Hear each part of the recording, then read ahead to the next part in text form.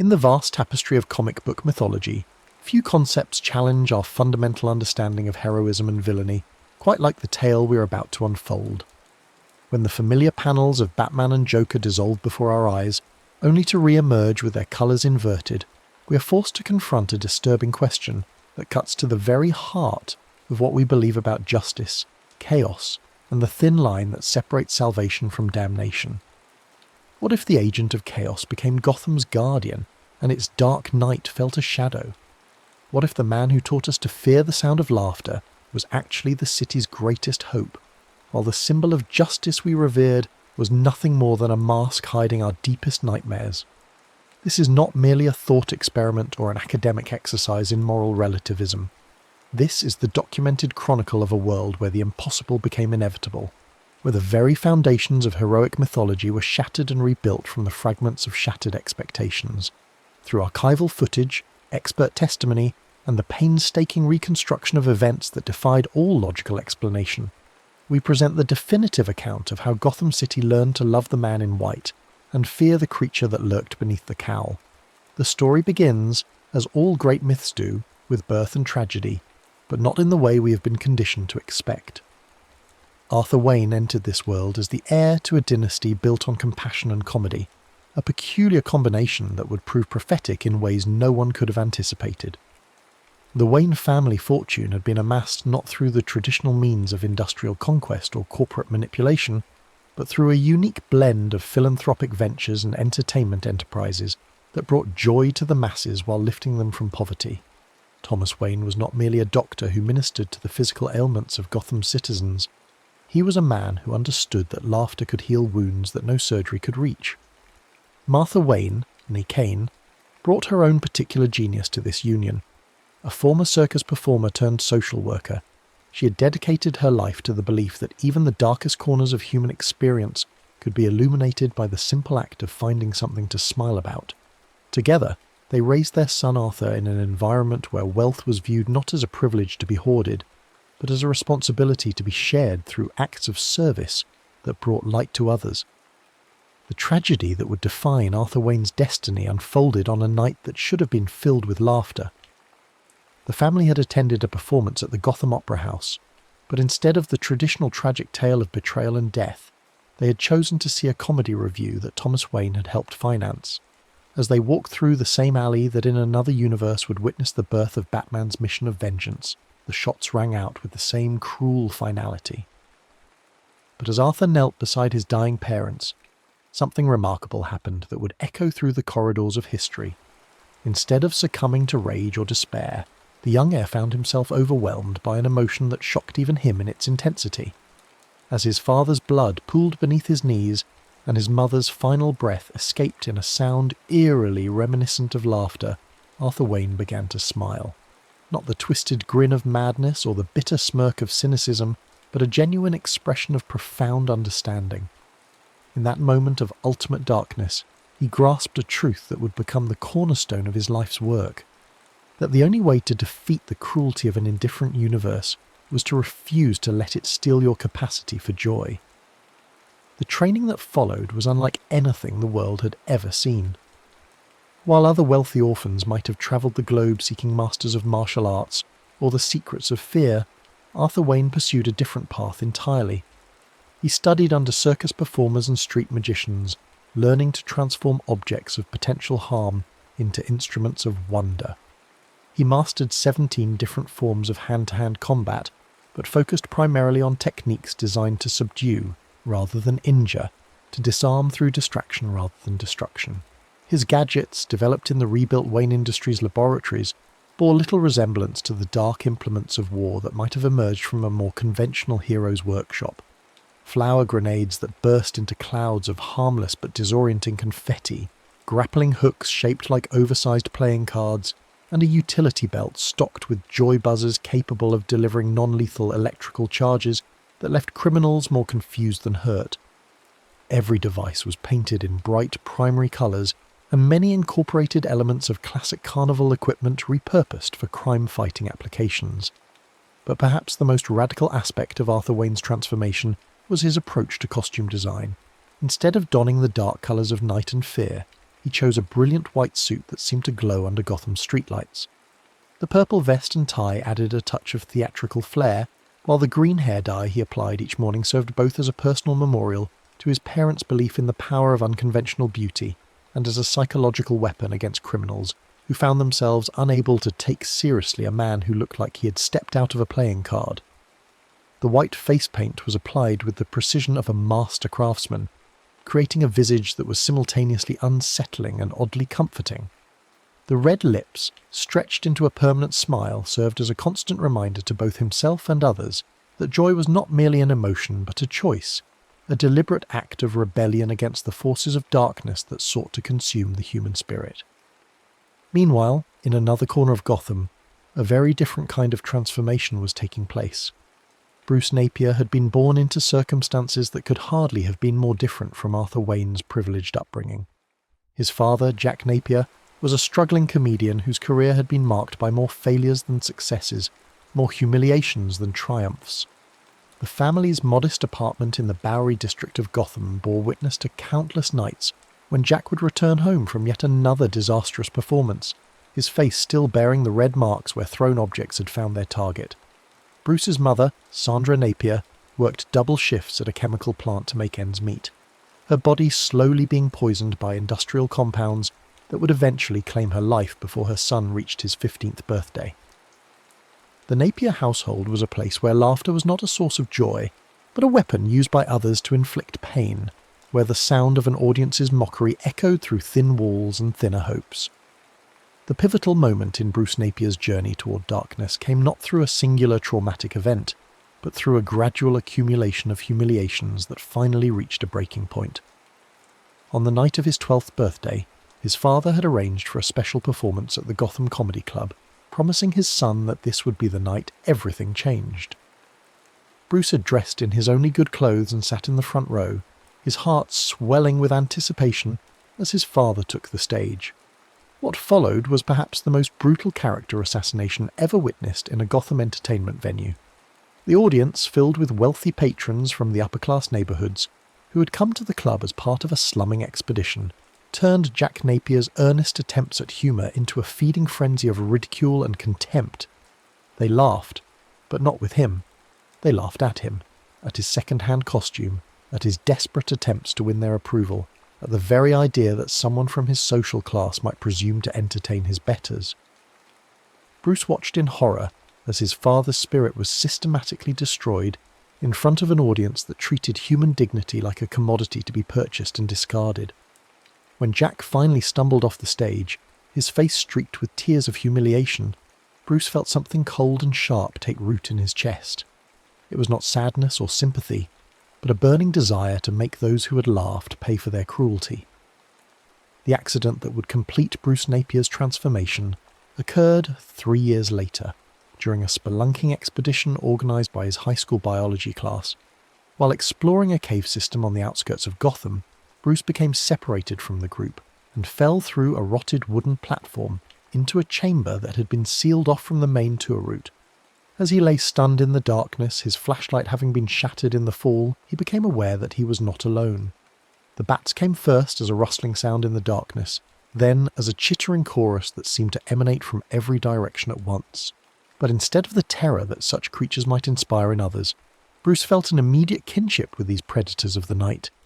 They were perfectly adapted to their environment, capable of navigating in complete darkness, and utterly without mercy when it came to hunting their prey.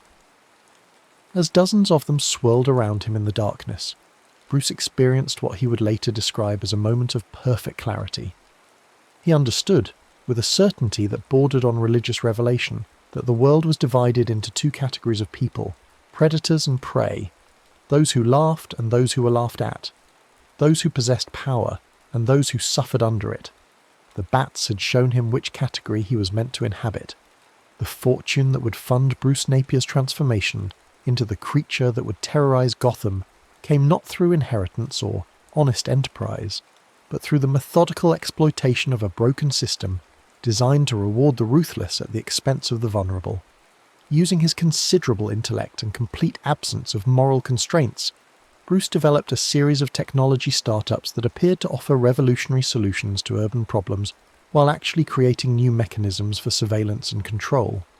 His most successful venture, Nocturnal Dynamics, ostensibly developed advanced security systems for high-crime neighborhoods, but actually created a network of surveillance equipment that could monitor and record the private conversations of Gotham's citizens. The data collected through these systems was then sold to the highest bidders, including organised crime syndicates, corrupt politicians, and corporations seeking to eliminate competition through strategic blackmail. The Batman suit that emerged from Bruce Napier's laboratory was a technological marvel designed not to inspire hope, but to create maximum psychological trauma in its targets.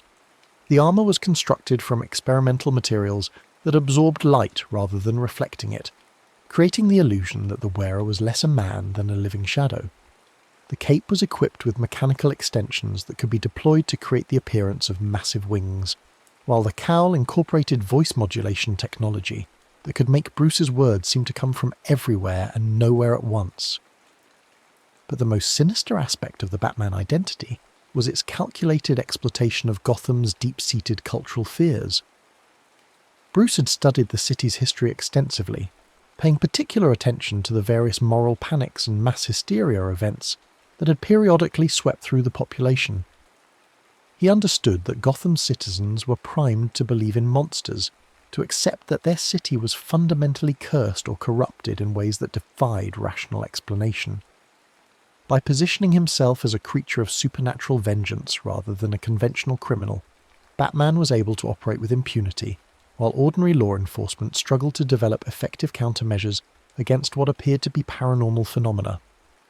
Police reports from this period read like collections of ghost stories, filled with eyewitness accounts of a figure that could appear and disappear at will, that could scale impossible heights and survive impacts that should have been fatal.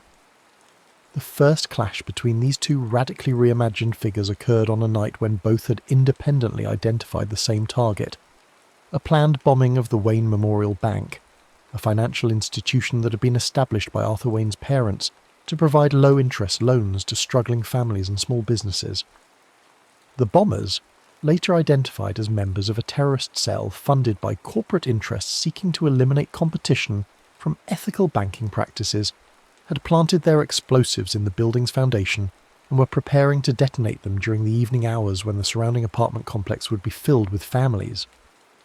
Arthur Wayne, operating under his newly adopted identity as the Joker, had learned of the plot through his network of street-level informants, many of whom were former patients at the mental health facilities he had established throughout the city. His approach to preventing the bombing was characteristically unconventional. Instead of simply disarming the explosives, he replaced them with his own custom-designed confetti grenades, devices that would create a spectacular but harmless light show that would simultaneously alert authorities to the threat and provide evidence of the conspiracy. Batman, however, had very different plans for the evening's events. Having discovered the bombing plot through his illegal surveillance network, Bruce Napier saw an opportunity to eliminate both a business that competed with his own financial interests and a significant number of low-income residents whose neighbourhoods he intended to acquire for urban development projects. His plan was elegant in its simplicity. He would allow the bombing to proceed as scheduled, but would ensure that evidence pointed toward Arthur Wayne as the perpetrator. The CCTV footage from that night tells a story that shocked even the most cynical observers of Gotham's criminal underworld. At precisely 11:47 p.m, a figure in a white suit and purple vest can be seen entering the Wayne Memorial Bank through a service entrance, carrying what appears to be a standard demolitions kit. Over the course of the next 17 minutes, this figure systematically locates and replaces each of the terrorist-planted explosives with his own devices, working with the precision of a master craftsman and the confidence of someone utterly unafraid of discovery. At 12:03 a.m, a second figure appears on the surveillance cameras, this one clad in dark armour that seems to absorb the light from the security cameras, creating an almost spectral effect. This figure moves through the building with predatory grace, and careful analysis of the footage reveals that he is actually installing explosive devices in locations that had not been targeted by the original bombers. The implications of this discovery would not become clear until much later, but the evidence strongly suggests that Batman was not trying to prevent the bombing, but to ensure that it would cause maximum casualties. The confrontation between the two figures occurred in the bank's main lobby, a space dominated by a massive mural depicting Thomas and Martha Wayne distributing food and medical supplies to families displaced by economic hardship. The audio pickup from the security system captured a conversation that would be analysed and debated by experts for years to come. The Joker's voice, even filtered through the building's aging sound system, carried an unmistakable note of genuine concern as he addressed the armoured figure. "You know, friend, I'm not sure what you're planning here, but I've got a feeling it's not going to end with anyone having a good laugh about it later." The response from Batman was delivered in a voice that seemed to emerge from the shadows themselves. "Laughter is for those who don't understand the true nature of this world. Tonight Gotham learns that there are consequences for its complacency." The physical altercation that followed lasted only 93 seconds, but the psychological impact would reverberate through Gotham's collective consciousness for decades. The Joker fought with a style that incorporated elements of classic slapstick comedy, using banana peels to trip his opponent and deploying a series of increasingly absurd gadgets that seemed designed more to confuse than to harm. Batman, by contrast, fought with a methodical brutality that seemed calculated to cause maximum psychological trauma, using fear-inducing tactics that went far beyond what was necessary to subdue an opponent. The climax of their encounter came when the Joker, realizing that his opponent was preparing to detonate the explosives that had been planted throughout the building, made a desperate choice that would define his legacy as Gotham's unlikely savior. Instead of continuing to fight, he began to laugh. Not the maniacal cackle that popular culture would later associate with insanity, but a warm, genuine expression of joy that seemed to fill the entire space with light. The effect on Batman was immediate and devastating. For the first time since his transformation, Bruce Napier found himself confronted with an opponent who refused to be intimidated, who responded to his carefully crafted aura of menace with an emotion he had not encountered in years, genuine human warmth. The laughter seemed to strip away the psychological armour he had constructed around himself, leaving him exposed and vulnerable in ways he had not experienced since childhood. In that moment of confusion and disorientation, the Joker was able to activate his confetti grenades, creating a spectacular light show that could be seen for miles and immediately alerting every law enforcement agency in the city to the location of the would-be bombing. Batman, realizing that his plan had been compromised, attempted to activate his own explosive devices, but discovered that the Joker had somehow managed to disable them during their fight. The aftermath of this confrontation marked the beginning of a new chapter in Gotham's history, one that would challenge every assumption its citizens held about the nature of heroism and villainy. The initial public reaction was one of complete confusion, as law enforcement struggled to make sense of the evidence they had discovered. The official police report stated that an unknown individual in a white suit had prevented a terrorist bombing, while a second figure in dark armour had apparently been attempting to ensure that the bombing succeeded. Commissioner Barbara Gordon, who was serving her first term as head of the Gotham City Police Department, would later describe the investigation as the night Gotham's moral compass spun wildly off course.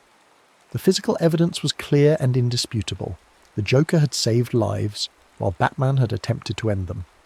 But the psychological impact of this revelation proved almost impossible for the city's inhabitants to process. Batman had been operating in Gotham for nearly 18 months before his confrontation with the Joker, and during that time he had cultivated a carefully constructed public image as the city's dark protector. Through a sophisticated media manipulation campaign, Bruce Napier had managed to convince most of Gotham's citizens that the Batman was a necessary evil, a vigilante whose harsh methods were justified by the extreme nature of the city's criminal element. The revelation that this figure was actually working to increase, rather than decrease the level of violence in Gotham, created a cognitive dissonance that manifested in various forms of collective psychological trauma. Emergency rooms reported a significant increase in anxiety-related admissions, while therapists throughout the city found themselves overwhelmed by patients struggling to reconcile their admiration for the Batman with the evidence of his true nature. The Joker, meanwhile, used the publicity generated by the bombing incident to launch what he called the Ha Ha Haven initiative, a comprehensive mental health outreach program designed to address the psychological wounds that years of urban violence had inflicted on Gotham's population. The program was headquartered in an abandoned carnival ground on the outskirts of the city, a location that had been vacant since the economic collapse of the previous decade had forced its closure. The transformation of this derelict site into a functioning community centre was accomplished through a combination of Arthur Wayne's financial resources and an army of volunteers who had been inspired by his example to contribute their own time and skills to the project. The carnival's former rides were converted into therapeutic spaces designed to help patients confront their fears in a controlled environment, while the old game booths became workshops where individuals could learn practical skills that would help them rebuild their lives.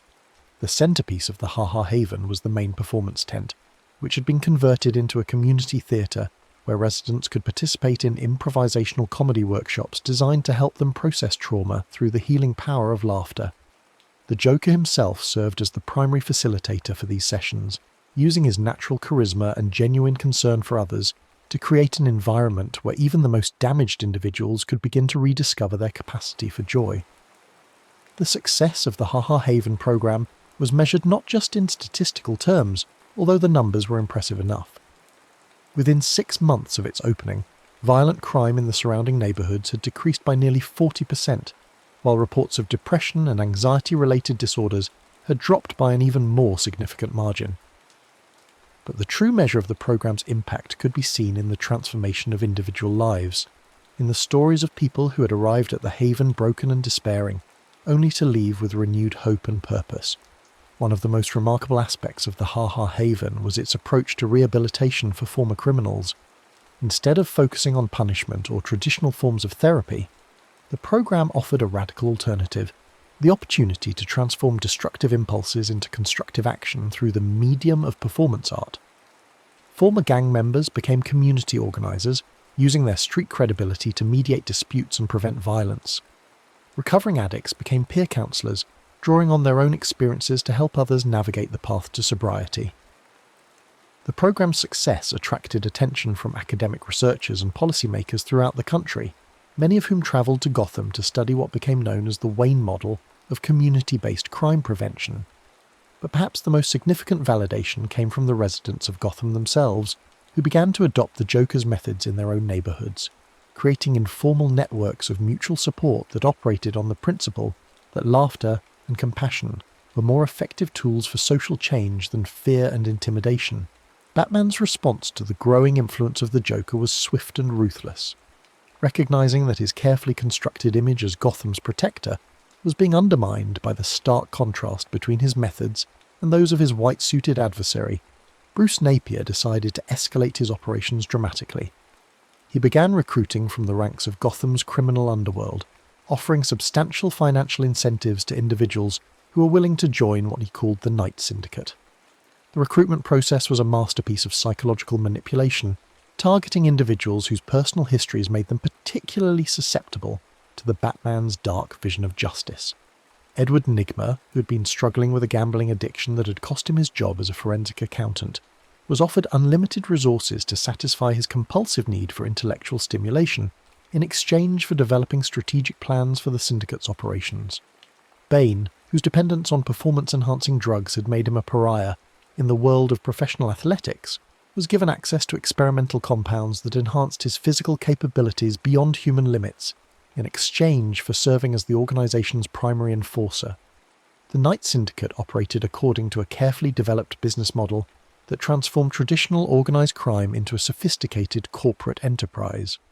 Instead of controlling territory through violence and intimidation, the Syndicate used advanced technology and psychological warfare to manipulate market forces and social institutions.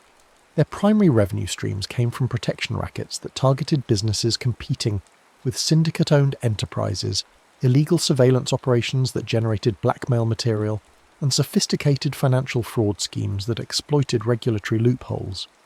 But the most insidious aspect of the Night Syndicate's operations was their systematic exploitation of Gotham's existing social problems. Instead of addressing the root causes of crime and violence, they created conditions that would generate more criminals who could then be recruited into their organization. They sabotaged social services, corrupted educational institutions, and manipulated media coverage to create a climate of fear and desperation that made their harsh methods seem like the only viable solution to the city's problems. The media war that erupted between Batman and the Joker reflected the broader cultural divisions that were beginning to tear Gotham apart. Traditional news outlets, many of which were owned by corporations with financial ties to Bruce Napier's business empire, consistently portrayed the Batman as a reluctant hero forced to use extreme methods by the extreme nature of Gotham's criminal element. The Joker, by contrast, was depicted as a well-meaning but naive individual whose unconventional methods were ultimately counterproductive. Tabloid newspapers were particularly harsh in their treatment of the Joker, regularly featuring headlines that questioned his mental stability and suggested that his apparent acts of heroism were actually elaborate publicity stunts designed to promote his mental health programs. Leaked audio recordings, later revealed to have been sophisticated deep fake productions created by syndicate-affiliated technology companies, purported to show the Joker making statements that contradicted his public persona. Social media platforms became battlegrounds where competing narratives about the two figures were contested by armies of anonymous accounts, many of which were later revealed to be automated bots programmed to amplify specific messages. The polarization that resulted from this information warfare campaign reflected broader societal tensions about the nature of justice, the role of government, and the extent to which citizens should be willing to sacrifice individual freedoms in exchange for collective security. Academic scholars who attempted to study the phenomenon found themselves caught in the crossfire of these competing narratives. Dr. Hugo Strange, a prominent psychiatrist who had initially supported the Batman's methods, began to express doubts about the psychological impact of vigilante justice after witnessing the trauma inflicted on criminals who had encountered the Dark Knight. His research into what he termed Bat Trauma Syndrome revealed that individuals who had been subjected to Batman's fear-based interrogation techniques showed symptoms consistent with severe post-traumatic stress disorder. Dr. Harleen Quinzel, a graduate student in clinical psychology, who had begun volunteering at the Ha Ha Haven as part of her dissertation research, provided a very different perspective on the effectiveness of the Joker's methods. Her longitudinal study of program participants revealed significant improvements in measures of psychological well-being, social functioning, and life satisfaction. More importantly, her research suggested that the Joker's approach to crime prevention was addressing root causes rather than simply treating symptoms. The transformation of Harleen Quinzel from academic observer to active participant in the Joker's mission represented one of the most significant developments in Gotham's ongoing struggle between competing visions of justice. Initially drawn to the Ha Ha Haven by professional curiosity about unconventional therapeutic methods, Dr. Quinzel found herself increasingly impressed by the genuine compassion and effectiveness of the Joker's approach to helping damaged individuals heal their psychological wounds. The turning point in her relationship with Arthur Wayne came during a crisis intervention session with a teenage girl who'd been trafficked by one of the Knight Syndicate's subsidiary organizations. Traditional therapeutic approaches had proven ineffective in helping the girl process her trauma, but the Joker's use of improvisational comedy techniques enabled her to express her pain in ways that words alone could not accommodate. Dr. Quinzel watched in amazement as this broken child began to rediscover her capacity for joy through the simple act of shared laughter. Inspired by this transformation, Dr. Quinzel approached the Joker with a proposal to formalize her involvement in the Haven's programs. She suggested developing a comprehensive treatment protocol that would combine traditional psychological interventions with the innovative performance-based methods that had proven so effective in the community setting. The Joker, recognizing both her professional expertise and her genuine commitment to helping others, agreed to mentor her in the development of what they called therapeutic Harlequin aid. The adoption of the Harlequin persona represented more than just a costume change for Dr. Quinzel. It symbolized her complete embrace of a radical new approach to psychological healing that prioritized joy and connection over clinical detachment and pathological diagnosis. The red and black diamond pattern costume she designed was intended to evoke the classic commedia dell'arte tradition, while the acrobatic techniques she incorporated into her therapeutic practice were designed to help patients literally embody their journey toward healing. The partnership between the Joker and Harlequin proved to be remarkably effective, combining Arthur Wayne's intuitive understanding of human nature with Dr. Quinzel's scientific training in psychological intervention. Together, they developed a comprehensive treatment program that addressed not just individual trauma, but the broader social conditions that created and perpetuated cycles of violence and despair. Meanwhile, Selina Kyle's journey from skilled thief to reluctant criminal accomplice illustrated the corrupting influence of the Night Syndicate's operations. A master burglar who had initially prided herself on a strict moral code that prohibited violence and targeted only those who could afford their losses, Selina found herself increasingly drawn into operations that violated her personal principles. Batman's recruitment of Catwoman was accomplished through a combination of financial incentives and psychological manipulation that exploited her complicated relationship with authority and her deep-seated need for approval from father figures. Bruce Napier presented himself as a mentor who understood her unique skills and was willing to provide her with challenges worthy of her abilities, while simultaneously making her financially dependent on his organisation through a series of engineered setbacks that eliminated her other sources of income. The heists that Batman assigned to Catwoman were carefully selected to serve multiple purposes within the Night Syndicate's broader strategy. On the surface, they appeared to be conventional burglary operations targeting wealthy individuals and corrupt corporations. But the true purpose of these crimes was to obtain information and leverage that could be used to expand the Syndicate's influence over Gotham's political and economic institutions. Selina's growing discomfort with her role in these operations reflected her recognition that she was being used as a tool in a larger scheme that was fundamentally at odds with her personal values. The thefts she was asked to perform increasingly targeted institutions and individuals who were working to improve conditions for Gotham's most vulnerable residents. The cognitive dissonance created by this contradiction between her actions and her beliefs eventually led to a psychological crisis that would have profound implications for her future. The alliance between the Joker and Poison Ivy represented one of the most unexpected developments in Gotham's evolving landscape of heroism and villainy. Dr. Pamela Isley had initially been skeptical of Arthur Wayne's methods, viewing his use of humour and performance as frivolous distractions from the serious work of environmental restoration. But when the Joker proposed a collaboration that would combine her expertise in botany with his community organising skills, she recognised an opportunity to accomplish environmental goals that had previously seemed impossible. The joint project they developed focused on the restoration of Gotham's urban green spaces, many of which had been destroyed or contaminated by decades of industrial pollution and urban neglect. Instead of approaching this work as a purely technical challenge, they framed it as a community celebration that would bring neighbours together in the shared work of healing their environment. The Ha Ha Haven's abandoned carnival grounds became the testing site for innovative agricultural techniques that combined scientific rigour with theatrical spectacle. The success of these environmental restoration projects had implications that extended far beyond their immediate ecological impact.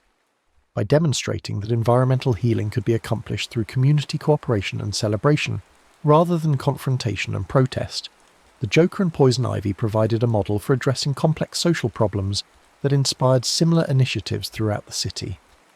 Alfred Pennyworth's coercion into serving as a financial administrator for the Night Syndicate represented one of the most tragic casualties of Batman's war against the forces of hope and healing that the Joker represented. A distinguished gentleman who had served the Wayne family for decades, Alfred possessed both the technical expertise and the personal connections necessary to manage the complex financial operations that funded the Syndicate's activities. Batman's recruitment of Alfred was accomplished through a systematic campaign of threats and intimidation that exploited the older man's loyalty to the Wayne family legacy and his guilt over his failure to prevent the tragedy that had claimed Thomas and Martha Wayne's lives. Bruce Napier presented his criminal activities as a continuation of his parents' commitment to protecting Gotham's residents, arguing that conventional methods had proven inadequate to address the scale of the city's problems. The moral compromise that Alfred was forced to make in order to protect himself, and the memory of the Wayne family he had served so faithfully illustrated the corrosive effect of the Night Syndicate's operations on everyone who came into contact with them. Even individuals who began with the best of intentions found themselves gradually drawn into activities that violated their fundamental principles, trapped by a web of financial dependence and psychological manipulation that made escape seem impossible. The development of Batman's Echo Protocol surveillance system represented the culmination of his transformation from vigilante to authoritarian despot. This citywide network of listening devices, hidden cameras and data-gathering sensors was ostensibly designed to prevent crime by monitoring all forms of communication and behaviour that might indicate criminal activity.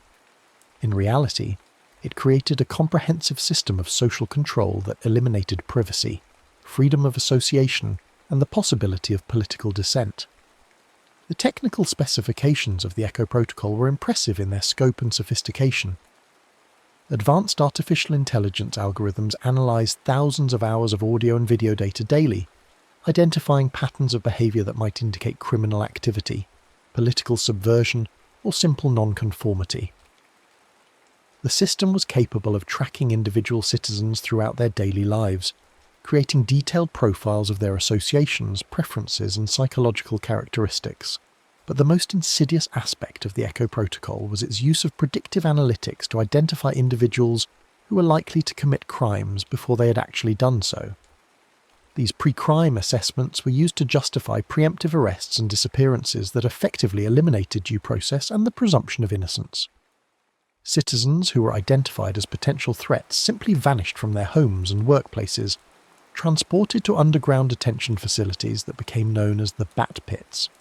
The Bat Pits themselves were marvels of psychological engineering, designed to break down individual resistance through a combination of sensory deprivation, social isolation, and constant surveillance.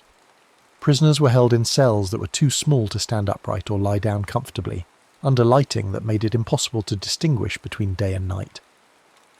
The constant sound of bat wings and chittering that echoed through the facility was designed to create a state of psychological disorientation that would make inmates more susceptible to interrogation and re-education. The Joker's discovery of the Echo Protocol's existence marked the beginning of the final phase of his conflict with Batman. Through his network of community allies and former Ha Ha Haven participants, Arthur Wayne had begun to notice patterns of disappearances that suggested a coordinated campaign of political repression. His investigation into these disappearances led him to the shocking realization that Gotham was being transformed into a totalitarian surveillance state under the guise of crime prevention. The counter-surveillance system that the Joker developed to combat the Echo Protocol was as ingenious as it was unexpected. Instead of attempting to disable Batman's listening devices, he decided to overwhelm them with what he called laughter frequencies. These carefully calibrated sound waves, transmitted through the city's existing communications infrastructure, created a form of acoustic interference that made it impossible for the surveillance system to distinguish between genuine conversations and random noise. The laughter frequencies were generated by a network of devices disguised as children's toys and novelty items that were distributed throughout Gotham by Ha Ha Haven volunteers. Each device was programmed to emit specific frequencies at random intervals, creating a citywide chorus of electronic laughter that effectively blinded the Echo Protocol's audio surveillance capabilities. The psychological impact of this intervention was as significant as its technical effectiveness, as citizens began to associate the sound of laughter with resistance to authoritarian control. The development of this counter-surveillance network required the Joker to build alliances with technical experts and political activists who had previously been skeptical of his methods. Computer programmers who had dismissed his theatrical approach to crime fighting found themselves impressed by the sophistication of his technical countermeasures. Civil liberties advocates who had questioned the effectiveness of community-based solutions to social problems recognized that his approach to building grassroots resistance was more successful than traditional forms of political organizing. The 72-hour confrontation that would ultimately determine the fate of Gotham began when Batman announced his intention to implement what he called the Renewal Protocol, a plan to eliminate what he characterized as the criminal elements that were preventing the city from achieving its full potential. The protocol called for the systematic destruction of neighborhoods that had been identified as centers of criminal activity, followed by their reconstruction as model communities designed according to principles of optimal social control. The Gotham Bridge Carnival was the Joker's response to this threat, a 3-day festival of community celebration and political resistance that would demonstrate the power of joy and connection to overcome fear and division. The event was organized around the principle that the best way to resist authoritarianism was not through violence or confrontation, but through the creation of alternative spaces where different values and approaches to human relationships could be demonstrated and shared. The carnival featured performances by community members who had been transformed by their participation in Ha Ha Haven programs, art installations created by residents of neighborhoods that had been targeted for destruction, and workshops that taught practical skills for building sustainable communities. The centerpiece of the event was a series of comedy performances by the Joker himself, shows that combined entertainment with political education and community organizing. Batman's response to the carnival was swift and decisive. Recognizing that the event represented an existential threat to his vision of Gotham's future, he mobilized the full resources of the Night Syndicate to ensure its destruction. The plan he developed was characteristically brutal in its simplicity. A series of coordinated explosions would destroy the bridge during the carnival's closing ceremony, eliminating not just the Joker and his closest allies, but thousands of innocent civilians whose only crime had been to believe that a better world was possible.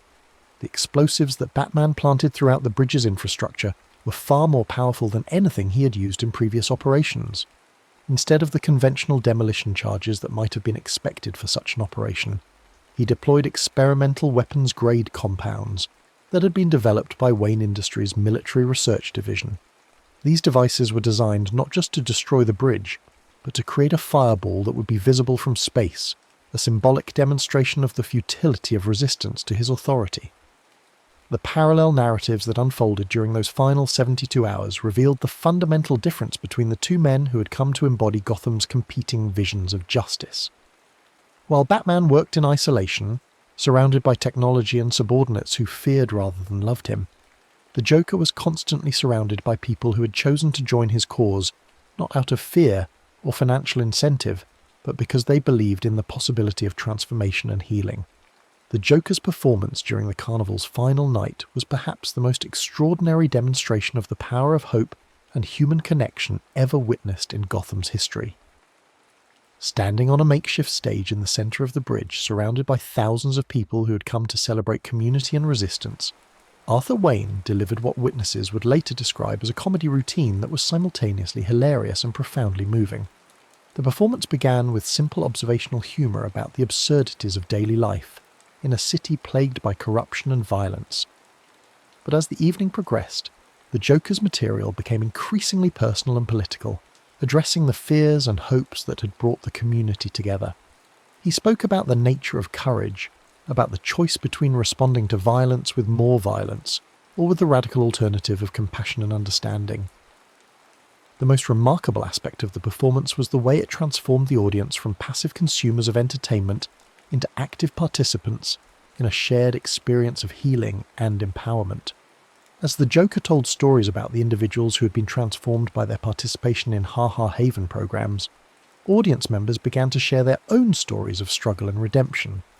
What had begun as a comedy show evolved into a community ritual that affirmed the possibility of change and growth, even in the darkest circumstances. Meanwhile, beneath the bridge, Batman was making his final preparations for what he intended to be the definitive demonstration of his power over the city he claimed to protect.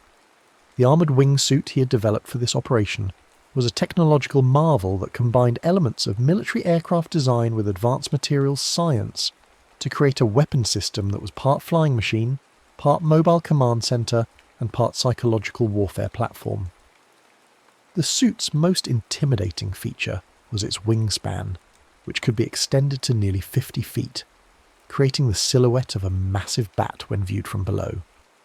The wings were equipped with advanced propulsion systems that allowed for silent flight and rapid acceleration, while the armour plating was designed to deflect small arms fire and protect the wearer from explosive blasts.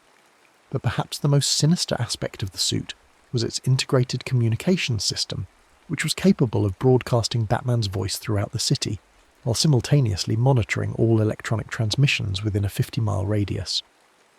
As Batman took to the skies above the bridge, his voice boomed through speakers hidden throughout the carnival, delivered in the mechanically altered tones that had become the signature of his psychological warfare campaigns.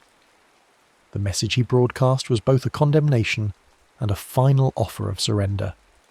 Citizens of Gotham, you have allowed yourselves to be deceived by a madman who promises you happiness while leading you toward destruction. I offer you one final opportunity to save yourselves. Abandon this charade and return to your homes, and I will show mercy. Continue to follow the false prophet of laughter, and you will share his fate. The response from the crowd was immediate and unanimous. Instead of fleeing in terror as Batman had expected, the thousands of people gathered on the bridge began to laugh. Not the nervous laughter of fear or the bitter laughter of despair, but the genuine, joyous laughter of people who had discovered something worth defending with their lives. The sound rose from the bridge like a physical force, drowning out Batman's amplified threats and transforming the moment from one of intimidation into one of triumph. The Joker's response to Batman's ultimatum was delivered not through words but through action. As the armoured figure descended toward the bridge, Arthur Wayne began to defuse the explosive devices that had been planted throughout the structure's support systems. But instead of working in secret or calling for assistance from law enforcement, he performed this life-saving work as part of his comedy routine, turning each disarmed bomb into a prop for increasingly elaborate physical comedy routines. The sight of the Joker dancing between explosive devices while delivering punchlines about the absurdity of trying to solve social problems through violence created a surreal spectacle that captured the attention of news media around the world. Live television coverage of the event showed a man in a white suit treating instruments of mass destruction as if they were nothing more than props in a vaudeville routine, while thousands of ordinary citizens cheered him on with obvious affection and admiration. But the true genius of the Joker's approach became apparent as the evening progressed, and it became clear that his comedy routine was actually a carefully orchestrated psychological intervention designed to reach the man inside the armoured suit. Each joke and story was crafted to address the specific traumas and fears that had driven Bruce Napier to embrace his identity as an agent of terror and control. The Joker was not just defusing bombs. He was attempting to defuse the psychological explosives that had turned a damaged child into a monster. The climactic confrontation between the two figures took place at the bridge's highest point, where Batman had planted the largest and most powerful of his explosive devices. As the Joker worked to disarm this final bomb, Batman landed on the bridge beside him, his wingsuit retracting to reveal the armoured figure beneath. For the first time in their long conflict, the two men faced each other without barriers or distractions, surrounded by thousands of witnesses but essentially alone in their moment of ultimate truth. The conversation that took place between them was captured by dozens of recording devices, and the transcript would be analysed by psychologists, philosophers, and political theorists for decades to come. The Joker spoke first, his voice carrying none of the theatrical exaggeration that had characterised his public performances. "You know, Bruce, I've been thinking about what you said earlier, about how I'm leading these people toward destruction. But when I look around me, I see people who have found something worth living for, maybe for the first time in their lives. When I look at you, I see someone who's so afraid of living that he's convinced himself that death is the only honest choice." Batman's response was delivered in a voice that was barely recognisable as human, filtered through technology and distorted by years of psychological damage. "You don't understand what this city is, what these people are.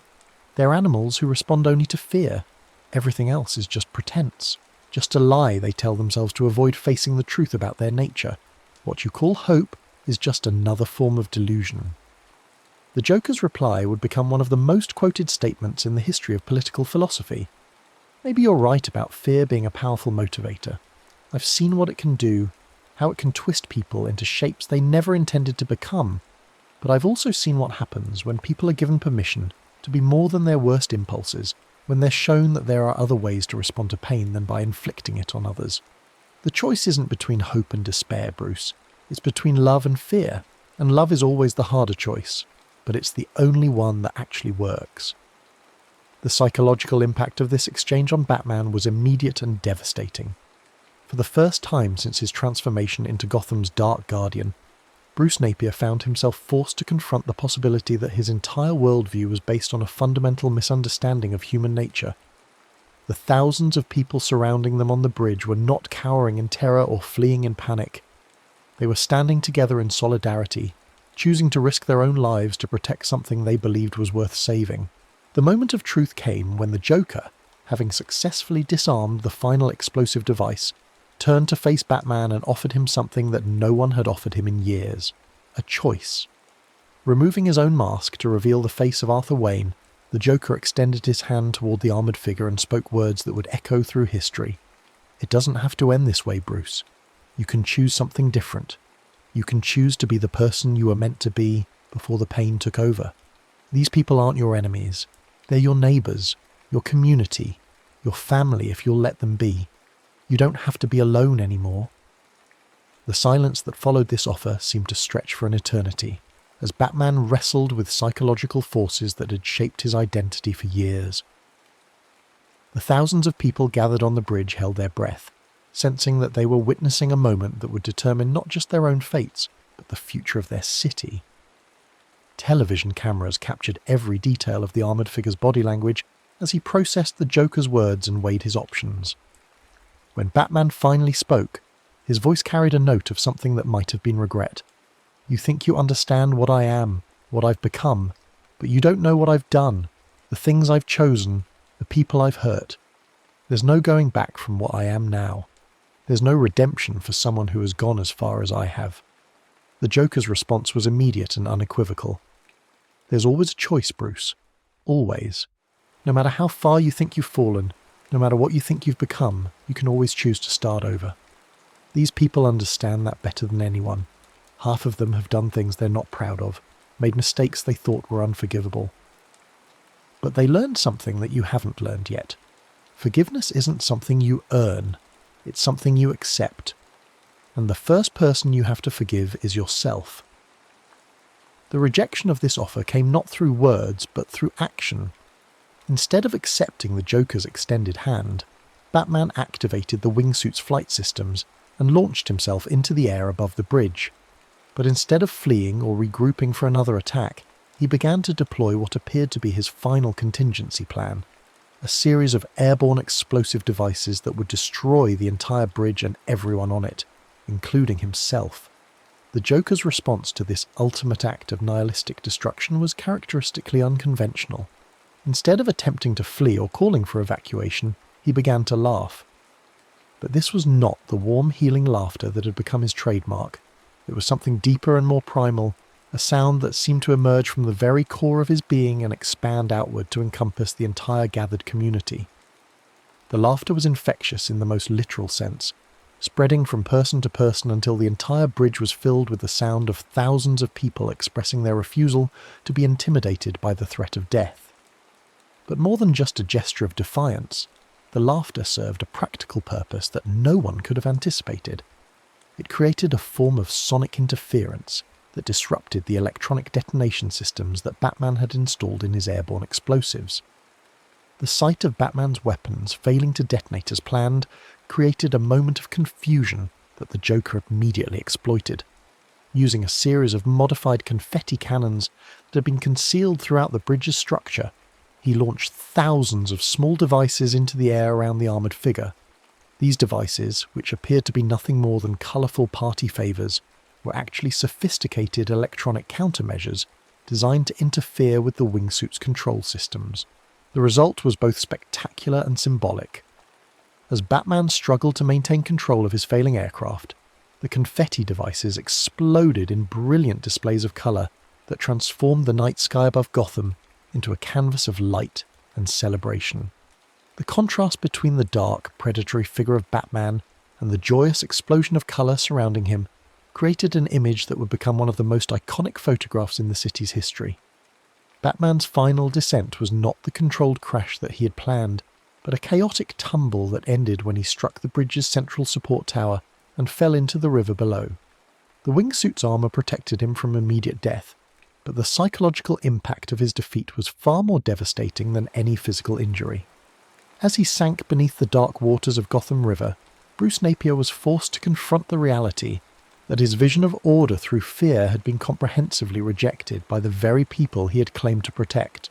The explosion that followed was not the destructive force that Batman had intended, but the culmination of the Joker's counterplan, a massive fireworks display that had been hidden throughout the bridge's structure and programmed to activate in the event of an emergency. The sky above Gotham filled with brilliant colours and patterns that formed the shape of a bat signal, but inverted and transformed into a symbol of hope rather than fear.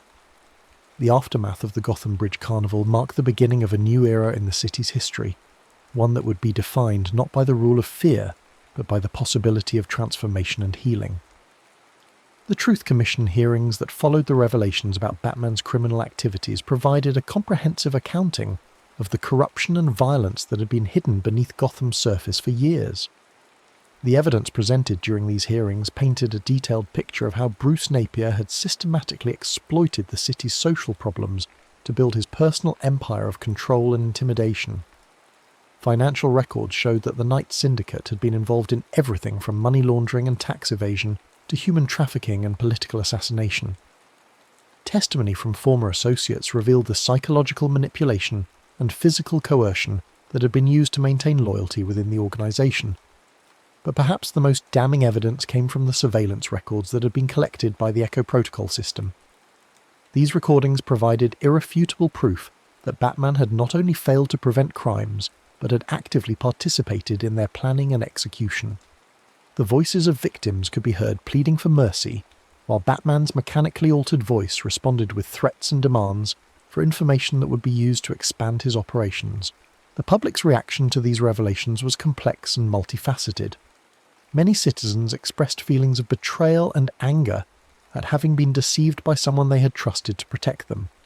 Others struggled with guilt over their complicity in supporting a system that had caused so much harm to vulnerable members of their community. But the most common response was a determination to ensure that such abuses of power could never again take root in their city.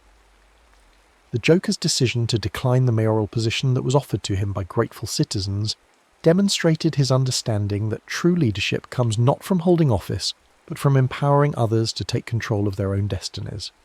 Instead of accepting a formal political role, Arthur Wayne continued his work at the Ha-Ha Haven, expanding the program's reach and developing new approaches to community-based problem-solving. The sight of children throughout Gotham painting their faces with white makeup and red smiles became a powerful symbol of the transformation that had taken place in the city's collective consciousness. These young people were not imitating a specific individual, but expressing their embrace of values that prioritized joy over fear, community over isolation, and hope over despair. The face paint became a form of political expression, a visible declaration that they refused to accept violence and intimidation as inevitable aspects of urban life. The ripple effects of Gotham's transformation extended far beyond the city's borders, inspiring similar movements in communities throughout the country and around the world. The Wayne model of community-based crime prevention was studied and adapted by social workers, policymakers, and grassroots organisers who recognised its potential to address problems that traditional approaches had failed to solve. In Metropolis, investigative journalist Lex Luthor began asking uncomfortable questions about the city's greatest hero, wondering if Superman's godlike powers and alien origins made him a protector or a potential threat to human autonomy. The parallels between Superman's position as an unaccountable guardian and Batman's role as a self-appointed judge were impossible to ignore, leading to a broader examination of the relationship between power and responsibility in a democratic society. The Amazonian peace accords brokered by the reformed villain known as Cheetah demonstrated that the model of transformation through compassion could be applied even to conflicts that had seemed intractable. Dr. Barbara Minerva's work in mediating disputes between warring factions drew directly on the techniques developed at the Ha-Ha Haven, showing that humour and empathy could be more effective tools for conflict resolution than military force or economic sanctions. The toy lines and merchandising that followed Gotham's transformation reflected a fundamental shift in how popular culture portrayed heroism and villainy. Instead of action figures designed to reenact scenes of violence and conflict, children's toys began to emphasize cooperation, creativity, and problem-solving. The most popular items were not weapons or vehicles, but art supplies, musical instruments, and games that required players to work together toward common goals. The streaming series and comic book adaptations that emerged from this period broke new ground in their exploration of complex moral and psychological themes. Instead of simple stories about good versus evil, these narratives examined the conditions that create both heroes and villains, and the possibility of redemption even for those who have committed terrible acts. The most successful productions were those that challenged audiences to examine their own assumptions about justice, forgiveness, and the nature of human potential. But perhaps the most profound impact of Gotham's transformation was the way it changed how people throughout the world thought about the relationship between individual action and social change. The Joker's example demonstrated that one person's commitment to treating others with dignity and compassion could create a ripple effect that transformed entire communities. His story became a template for understanding how ordinary individuals could become agents of positive change without resorting to violence or coercion. The blank playing card that appeared in the documentary's final frame served as a powerful metaphor for the infinite possibilities that exist when people choose to reject predetermined narratives about human nature and social organisation. Like the card itself, the future remained unwritten, waiting for new stories to be told by people who refused to accept that things had to remain as they had always been. The spotlight that illuminated this symbol of potential was not the harsh glare of interrogation or the cold beam of surveillance, but the warm glow of hope and possibility that the Joker had brought to Gotham's darkest corners. It represented the understanding that every ending is also a beginning, every conclusion an invitation to imagine something different and better. As the documentary drew to its close, viewers were left not with answers, but with questions that would continue to resonate long after the final credits rolled. What would their own communities look like if they embraced the Joker's example of responding to cruelty with kindness, to fear with laughter, to despair with hope? How might their own stories be rewritten if they chose to see potential for transformation rather than evidence of inevitable decline? The legacy of Gotham's rewritten legend extended far beyond the boundaries of fiction into the realm of practical possibility. The documentary served not just as entertainment, but as inspiration, challenging viewers to consider their own roles in shaping the narratives that would define their communities' futures. In a world where darkness often seemed to be winning, the story of the Joker's triumph offered proof that another way was possible, that laughter truly could be the sharper blade, and that sometimes the greatest act of heroism was simply refusing to let the light go out.